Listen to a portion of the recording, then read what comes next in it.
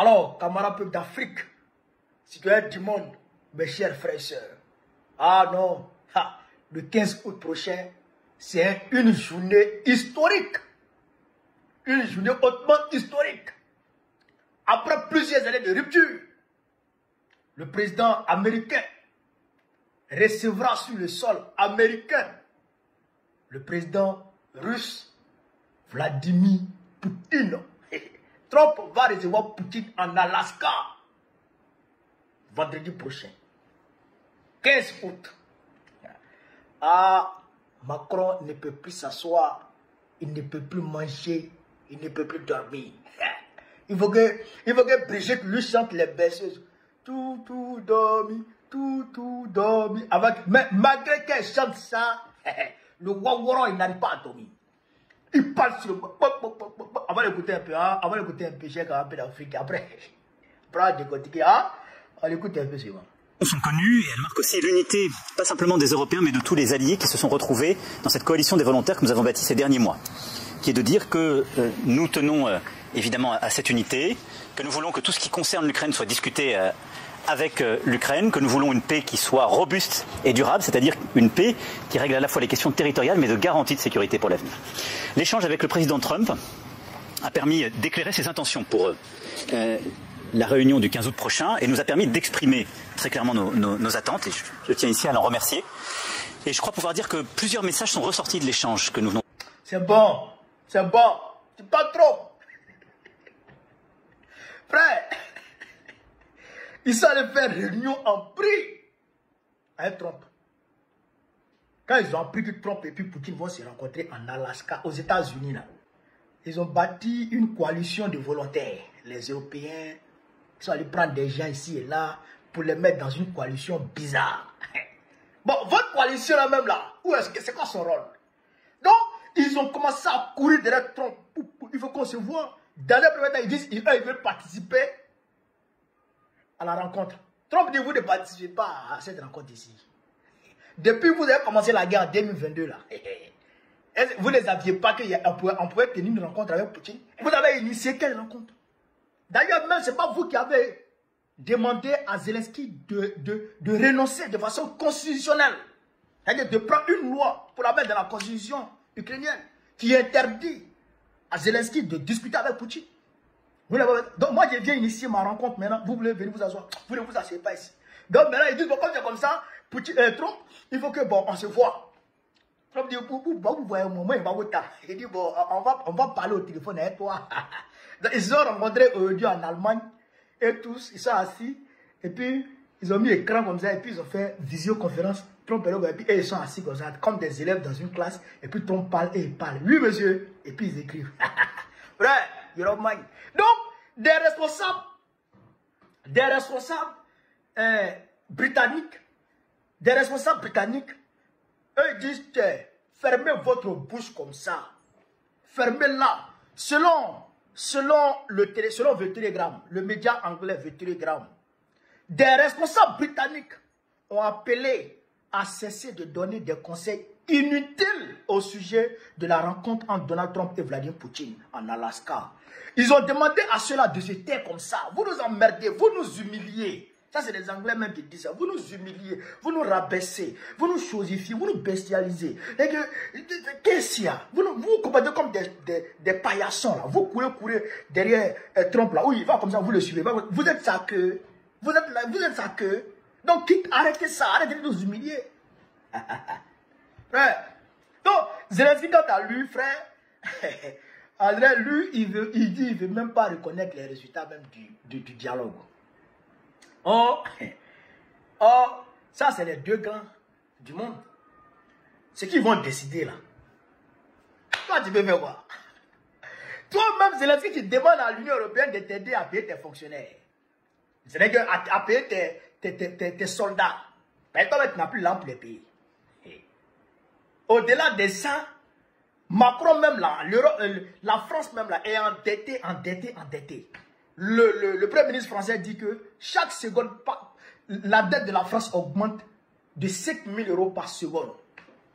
À quel moment la France va finir de payer ses dettes, se retrouver et puis maintenant payer les soldats ukrainiens sur le terrain. Et puis en plus envoyer des armes. Yoroman. En tout cas, nous on vous regarde. Nous on vous regarde et nous on sait que les deux là, ce qu'ils vont décider là-bas, c'est ce qui va s'appliquer. Parce que vous ne comptez pas. C'est ce qui me fait mal. Macron, il ne se prend pas pour de la merde. C'est que Macron se considère comme un géant. Il se considère comme un géant. Alors que toi, tu n'es rien. Tu n'es rien. Bientôt, on va te chasser de la Côte d'Ivoire.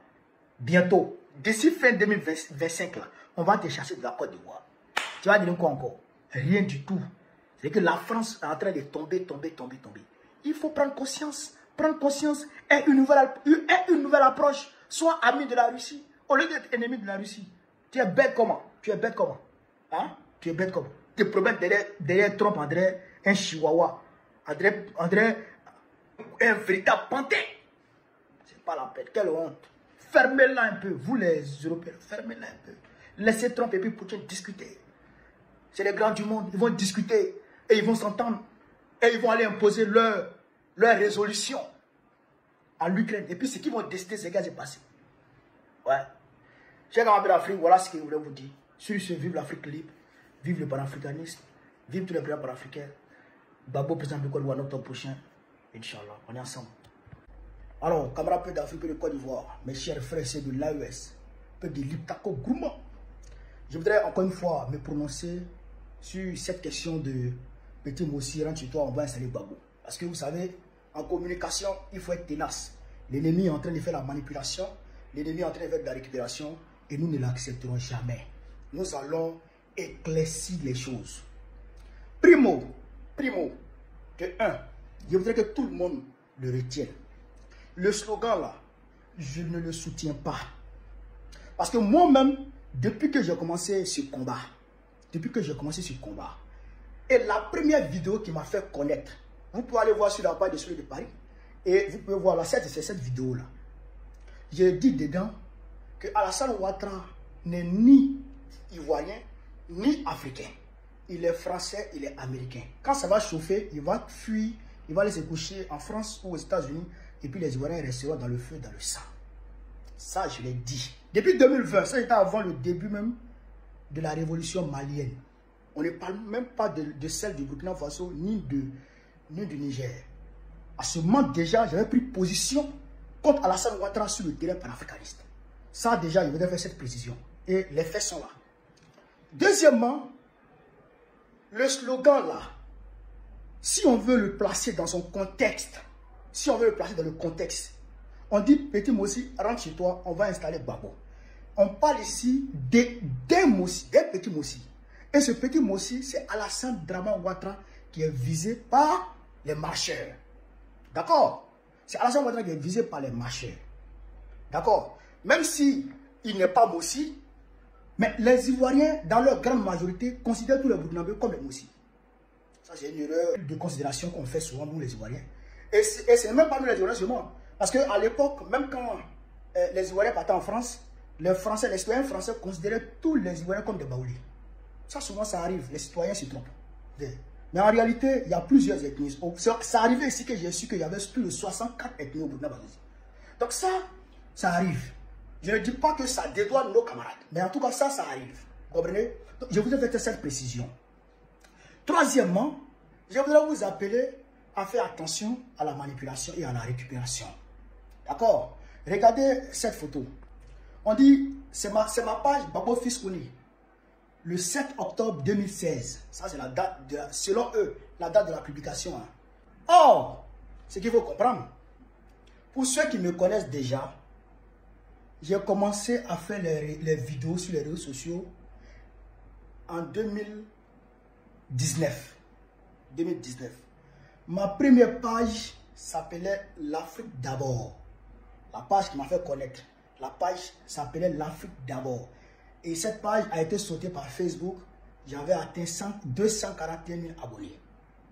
Écoutez très bien. Et ceux qui me suivent depuis longtemps le savent. Deuxième chose qu'il faut retenir, c'est que la page Gbagbo Fils Kony dont on parle ici a été créée en 2021 après l'arrivée du président Gbagbo en Côte d'Ivoire. Précisément en juillet 2021. Et je l'ai alimenté pour la première fois le 9 août 2021. Quand le président Gbagbo a réuni les membres du FPI d'alors au palais de la culture, où il a annoncé la création du PPACI. C'est là, son discours là. C'était, il y a quelqu'un qui avait enregistré, c'était en bande enregistrée. J'ai mis sa photo dessus, puis j'ai publié pour la première fois sur la page. C'était la première fois. Donc c'est en juillet 2021 que la page a été alimentée pour la première fois. D'accord? Troisième détail, la photo là. La photo que vous voyez, la photo de profil là, elle a été prise en été 2024. Été 2024. Ce jour-là, j'étais assis à Ville-Saint-Georges au café. J'étais au café. Et puis j'étais avec mon fils et un ami qui a pris la photo. Voilà. Oh, mon fils est né en 2018. Vous comprenez? Donc, la photo là déjà est fausse. Voilà. La photo là, c'est début 2024. Et même le t-shirt là, c'est 2023 qu'il a acheté. Vous comprenez? Donc, ça là, c'est un montage de toutes pièces par l'ennemi. Et ce montage a été fait par les services de Draman Ouattara parce qu'il a mobilisé des services israéliens, voilà, qui sont très forts en désinformation. Voilà, qui sont très forts en désinformation. Ils sont en Côte d'Ivoire logés, blanchis et puis payés avec le contribuable ivoirien. Voilà. Donc, cette photo, cette capture d'écran a été faite quand j'étais encore dans l'avion, je venais au Burkina Faso. Vous comprenez? Donc, pour revenir à nos moutons, le slogan là, qui a été entonné là, ça peut être nos camarades et ensuite être récupéré par le procureur pour créer une polémique. Ça peut être aussi des gens qui pourraient être envoyés par le pouvoir en place pour venir entonner ce slogan là. Et puis dans la foulée, nos gars vont suivre. Sinon, vous pouvez voir, nos services de sécurité, pendant la marche, ont vérifié toutes les pancartes. Toutes les pancartes que les gens affichent là. Tout a été vérifié. Toutes pancartes où il y avait des injures dessus ont été, en tout cas, retirées. On a veillé à ça. Mais est-ce qu'on peut aller contrôler ce que tout le monde, 1 million de personnes disent en même temps? C'est compliqué. Donc, ce que je voudrais dire pour conclure, il faut faire attention à la perfidie. Il faut faire attention aux actions perfides. Le PPACI, le Parti des peuples africains Côte d'Ivoire, Parti des peuples africains Côte d'Ivoire, est un parti panafricaniste, souverainiste et socialiste. Ça, c'est notre ligne. Laurent Gbagbo a toujours démontré son panafricanisme. Il a soutenu le capitaine Ibrahim Traoré dans les premières heures, au moment où Draman était en train de... Draman et puis Macron voulaient le déchiqueter. Il a soutenu clairement devant tout le monde. Il a soutenu nommément Assimi Goïta devant tout le monde.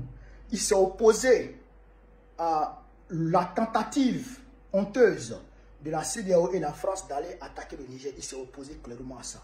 On sait ce que ça nous a valu. Et on sait ce qu'on a dû.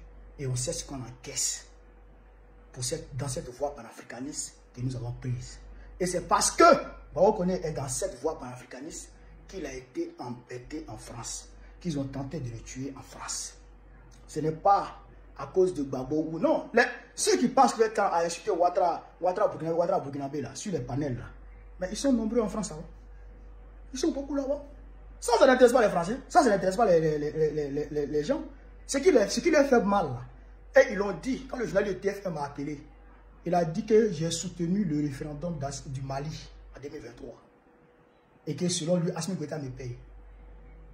Et j'ai soutenu clairement Mondial Vision, la Russie, par rapport à l'Ukraine. C'est pourquoi on voulait me tuer. C'est pourquoi Franklin Nyamsi est toujours embêté. C'est pourquoi Kémy Séba a vu sa nationalité lui arrachée. Donc, c'est parce qu'on est panafricaniste.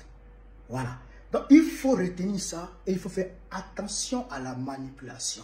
Parce que je vois les RDR qui sont en train de créer une forme d'amitié à 2 balles avec certaines personnes qui sont tombées dans cette manipulation. Réveillez-vous, l'ennemi c'est l'impérialisme. C'est lui qui veut nous détruire, c'est lui qui veut nous tuer. Donc réveillons-nous, les petits détails là, ça peut passer. On est en train de voir Si effectivement c'est nos gars, on est en train d'appeler les secrétaires de section pour voir si éventuellement c'est nos gars, un communiqué sera pondu. En tout cas, on est en train de voir les contours de la chose pour voir éventuellement si un communiqué doit être pondu par rapport à ça. Donc, je voudrais faire cette précision-là pour dire à tout le monde de rester tranquille et que nous sommes dans le panafricanisme, nous demeurons dans le panafricanisme parce qu'il faut le panafricanisme pour libérer l'Afrique. Vive l'Afrique libre, vive le panafricanisme, vive tous les présidents panafricains, vive l'AES, Gbagbo président de Côte d'Ivoire en octobre prochain. Inch'Allah, on est ensemble.